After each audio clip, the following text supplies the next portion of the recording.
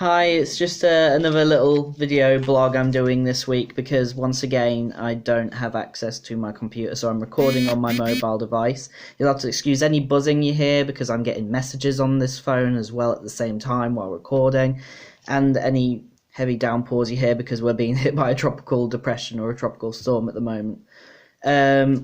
So basically, because I'm probably not going to get access to my computer for a few weeks now, because of the building work going on, I'm going to just do a little video once a week and to go through one or two of the pictures that I've been doing over the past few weeks. Now, again, this project is for a book that I'm doing, more like the Beginner's Guide to Junimaru book I did, but this is going to be called An Earther's Guide to Idris, and this is the planet that was involved in the Junimaru Folklore Volume 1 Origins. We will be returning to that planet in a later book, and just as a way of me helping myself to keep everything consistent, I'm doing a full revamp of all the notes and all the little doodles I did over the past few years and rounding them up into one guide, again like the Junimaru guide, which I'll make available to the public as well.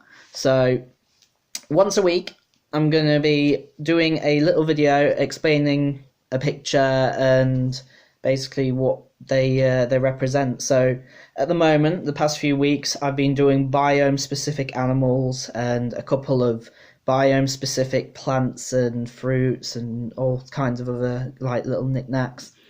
And I will soon be moving on to architecture and full landscape design. So that's going to be on A4 paper. All these little creatures are on A5 using the markers that I received.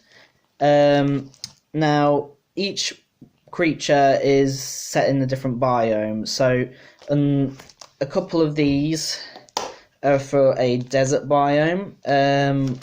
And a couple of these are for jungle, taiga, Arctic, tundra, grasslands, those kind of things.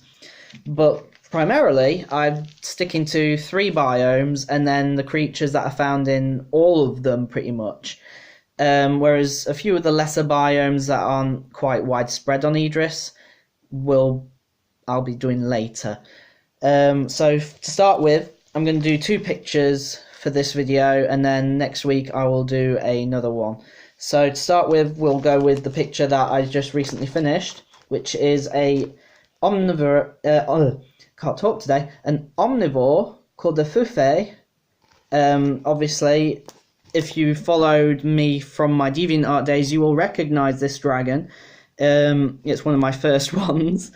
And I still have the artwork from 1999, but it's in a box upstairs. I will be posting all these pictures on my website eventually when I get my PC set up with a scanner. So, as you can see on this particular picture, I have a bust that is relatively different to the full body one here. Now, I've drawn the wings detached just so that you can see the body a little bit more and the wings aren't obstructing it. When I do scan these in, I will be editing it so the wings are fixed to the body as well in a couple of the pictures. But primarily I'll be leaving them like this with a bit of polish, obviously, getting rid of the colour things which are a reference for me when I do these pictures again, and a few random notes. So in the case of the Fufei, we have the male here, which would be more detailed because it's probably a little hard to see on this this footage. If I move it a little bit closer, you might see he has actually got pinkish markings on his face compared to the female, who is very vibrant pink. And I would have changed the colours of the female, but to be honest, when I first drew the Fufei back in 1999, it was a reddish pink, and then the crayons kind of faded over time and left it quite pink. So I thought, you know what, I'll do the reddish pink version for the male so he's more, fierce looking, and I'll leave the female as this faded pink, just so it's like he's obviously got more testosterone, so his colour's more vibrant. Also, the horns are obviously different on them.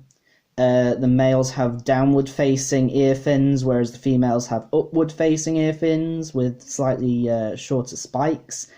But overall, the Fufei are of a very old dragon design, and they're I've listed them as migratory, but they're actually found pretty much anywhere that's warm because they're scaled. They don't have fur to insulate them, so they wouldn't really be found anywhere cold. So here's the second one, which will again be a dragon my old viewers will recognise as the Nan. And this I have labelled as the apex predator of the desert biome. So these are only found in the desert and in extremely hot climates, and very dry. Now, I've done a reverse here where the female is just the bust, because she's just red like the male, but has no markings at all, and she only has 3 prongs for her ear fins, whereas a male has 4. And they're relatively the same size, but because he has this 4th prong, it makes it look wider, a little bit, more flared out. He also has a bump on his nose, which is more protruding than the female, and he has these dark markings around him. So, again, as well, I don't think I said on the other picture, but not all the dragons have claws on their wingtips. Just the Fufei has them. They're quite hard to tell, but it's got them on the very little ends there, and they've got a very tiny claw at the top. It wasn't just because I put it at the top of the page. They genuinely have a very small claw compared to the Nan, because if you look at the spikes down the ridges, they're quite spiky. So yeah, those are 2 of the pictures. There are countless more. This binder is brand new. I got this binder just for this project because it doesn't fit in the Junimaru binder. That binder is completely bursting to the seams, and I'm already starting to run out of these sleeves. I only have about 3 of these sleeves left, so I'm going to have to go out and buy some more of these. But yes, those are the 2 pictures for this week's video. Next week's video, I will do 1 picture. Obviously, if it's only got 1 creature on it, because some of these have multiple creatures, if it's only got 1 creature on it, I'll do 2 in 1 video. But for now, that's all I have time for, and I have to get cracking on with some landscape drawings. Remember, if you do like the artwork I'm doing, you can find me posting them on Twitter, at Zoopaboo. I do have an Instagram, but I can't remember the username for it because it's quite a new account that I don't use very much. So I'd primarily just keep an eye on my Twitter feed just for the time being. And I will post a video again next week. Thank you.